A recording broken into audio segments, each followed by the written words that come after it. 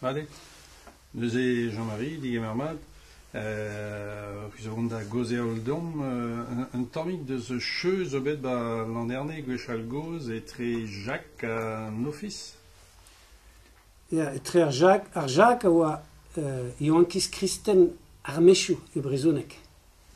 Hag sanset ar JAC, a zo bet krouet ar blavechou tregon. A da poense e pen oa deja an office central, gant de Gebrian ozer. Met de Gebrian oa gwelemad gant ar bezanten. Met mi eus an oblan zo oa koa. Hag a pez ma do c'hoant ober ar JAC, gant labourerien douar Yoang, e o laket an eho o unan da zeski o vicher hag den emzimerdik o unan. E la brizounek mat. Ya, ar sabada oa zo bet etre an office central hag a François-Marie Jacques, a oa sekretur an office central. La vechou tregon e oa divar ben panaos renka ar stajou les journées rurales à les semaines rurales. Pa da klevet François-Marie Jacques la vechou tregon e oa an emza o neves ar JAC o paouez da veha krouet. E doa goulennet digad a chalouni le goaz gwen, hag oa e pen ar JAC da poense.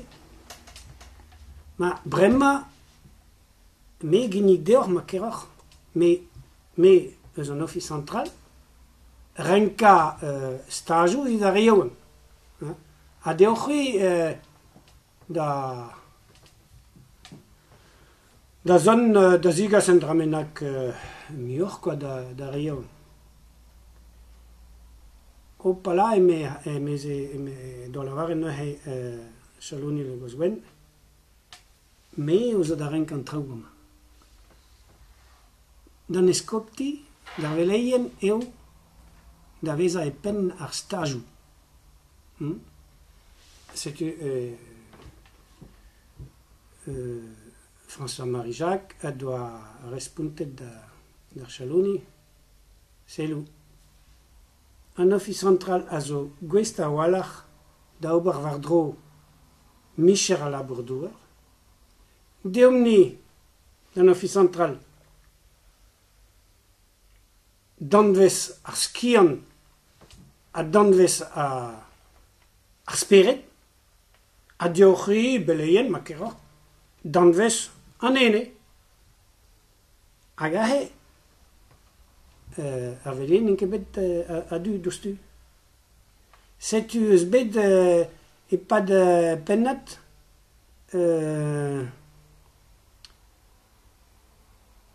en tamm amzer evit lakad an traoù war an tuvad, quoi. A guden adrean oa an menozio, petra oa guden? Ar guden, ar JAC doa c'hoant beza e pen. Setu ben a fin, blavechou pevar a tregon, a seiz a tregon, o deus great stajou, hag e vehe komanset evel just kad an overn.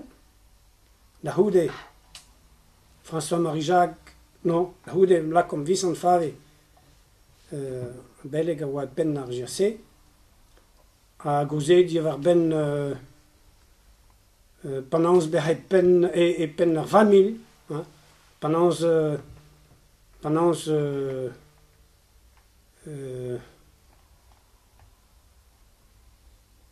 dir ben dar emprejou tre ar yaouan, quoi. Autrement c'est le sens moral la vari. Hag e même stage e vehe donc Auvergne Gouspero hag e vehe François-Marie Jacques, au causé al dire ben ar patates, ar gwenis, pendant gwelad an trao var an anevalet, hag e goulennet digat a noter, causé al dire ben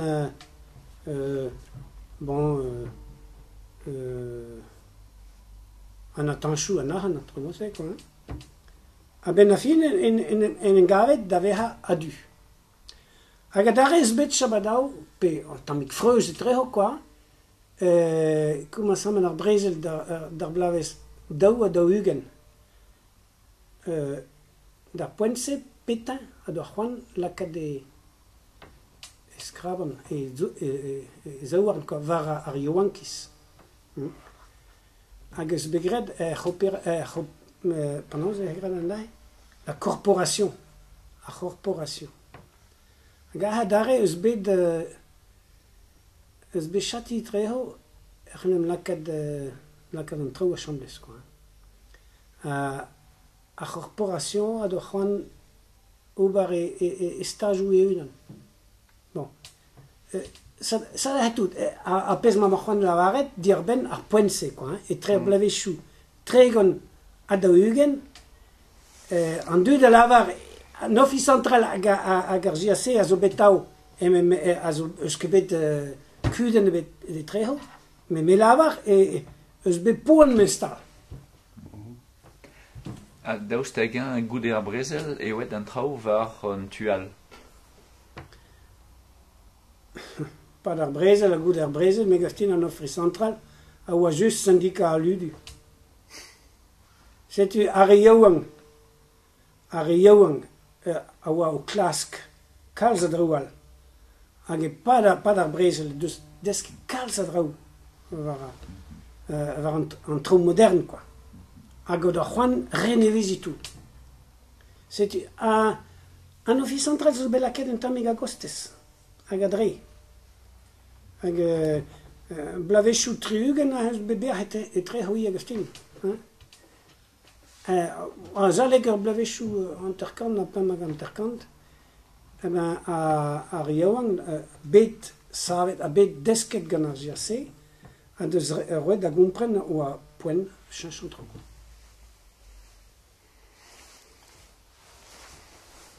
Oh, ya, a daberag ben a fin, ar GAC a zo bet e pen ar stajou, a blammo ma deus lavaret da an office central, ma pipini e dam. C'hwi a gozeo di ar ben ar vicher, ni a gozeo di ar ben traoù anene, hag a bep ser traoù. Me a raba disparti an traoù. Rag vid ar GAC, an den a zo, an den a bez. L'homme global. Ah.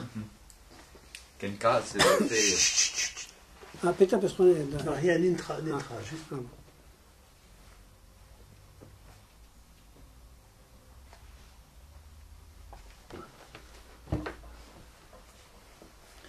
Ya, c'hoant mo lavaret peta nevez a zo bet deuet gant ar GAC.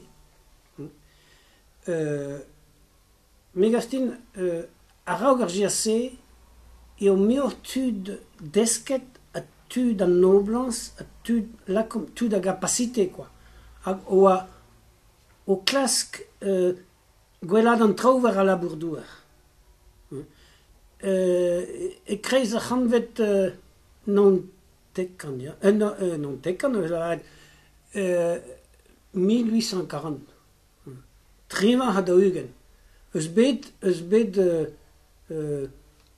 unan Jean Panons Rief Eliano, hag eus bet savet er gazetten, e Breis, a da houde eus bet savet skolveur labourdouer e roazou. D'ar poense, e oa surtout, ya tud desket a tud an oblas o klask gwelad an traoù. A da berakta eo bet dibabet an deug brian e pen an office central. A blamor e oa an iginour desket, hag edo c'hoant ober gwelan an traoù, evit a laborerin douar. Met a pez ma deus digaset ar JAC eo, a zaleg ar blavechou e pen ar ben, ar blavechou pem a tregont, eo goulenn diga tout ar yoankiz, tout ar yoan, gwazet a mehet, disparti pa de penlat, da houde a chamblez. Goulenn digato tout, klask gwelad ar vicher, klask enem voda, a klask